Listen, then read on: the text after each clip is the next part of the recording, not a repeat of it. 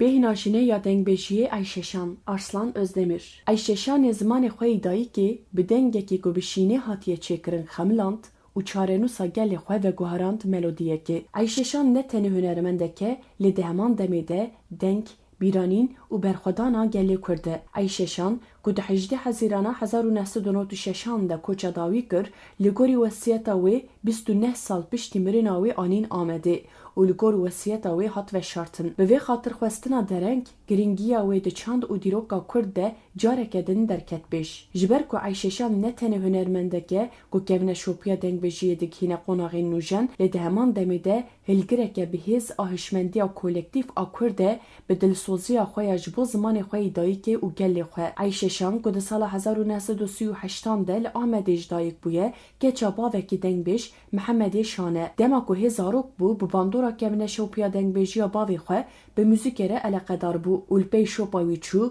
bû nûnereke dewlemend a çanda devkî Kurdî. Lê belê jiyana wê ne tenê bi muzîkê ve girêdayî ye, zordestiya siyasî, sirgunî, zehmetiyên aborî û trajediyên malbatî şopên Kurd li ser dîroka wê ya kesane hiştine. Ayşe Şan hê di temenekê xwe yê pir biçûk de ye, diya wê dimire, dizewece û paşê jmêrê xwe vediqete. Şîna keça wê ya yekan e canê, di bîra şîna kolektif a gelê Kurd de ciyê xwe girtiye. Canê min canê, keça min canê. Ev şîn ne tenê sembola şîna dayîkekê ye, di heman demê de sembola wendayiyên gelê Kurd e jî. Giringiya Ayşe Şanê di muzîka Kurdî de ji wê rastiyê tê ku wê pirek di navbera dengbêjiya kevne şopî û şîrovekirina modern de ava kir. Wê bi berhemên tomarê yên ku di salên 1960 de li Stenbol û Almanyayê çêkirin, ji muzîka Kurdî re xizmeteke mezin kir. Bi taybetî berhemên wê yên wekî Xerîbim dayê, Ey dilberê, lê dayê di navgel de bûne şîrovekarên hestên kolektif. Wekî dengbêjeke jin,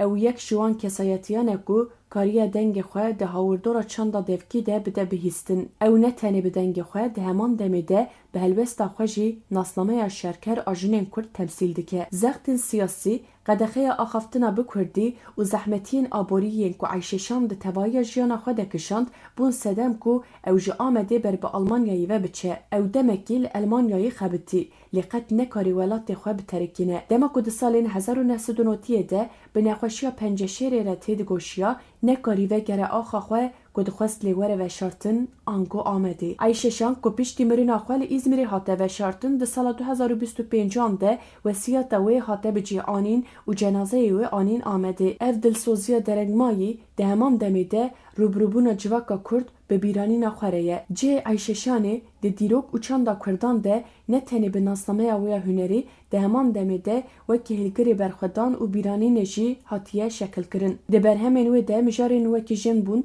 sirgun, xizanî, zimanê dayîkê û welat bi hev vegirêdayîne. Her stranek wê dengvedaneke ji êşên ku gelê Kurd dijîye. Ji ber vê sedemê, Ayşe Şan ne tenê kesayeteke stranbêje, di heman demê de kesayeteke sosyolojîk e jî. Muzîka wê berxwedaneke çandî li dijî polîtikayên asîmilasyonê vekirina cihekê ji bo dîtina jinên Kurd, hewldaneke ji bo avakirina hevsengiyekê di navbera modernîzasyon û kevneşopiyê de ye. Vegera cenazeyê Ayşe Şanê piştî 29 salan bo Amedê ne tenê kevirê gorê ye, lê di heman demê de şûna kevirê bîranînê ye. Her çi qas dema ew sağ bû ji welatê xwe dûr bû jî, lê ew her tim nêzîkê dilê gelê xwe ma. Çîroka wê ji bo bi milyona mirovên ku îro li Sirgunê dijîn û nikarin bi zimanê xwe yê dayîkê setranan bibêjin, mînakek û îlhameke. Ayşe Şan ji dengbêjiyê müzik û çanda Kurdî wê de tire, ew dengê çîrokên nehatine gotin ên gelê Kurd e. Dengê wê li axa Amedê dijî, lê di dilê gelê wê de jî.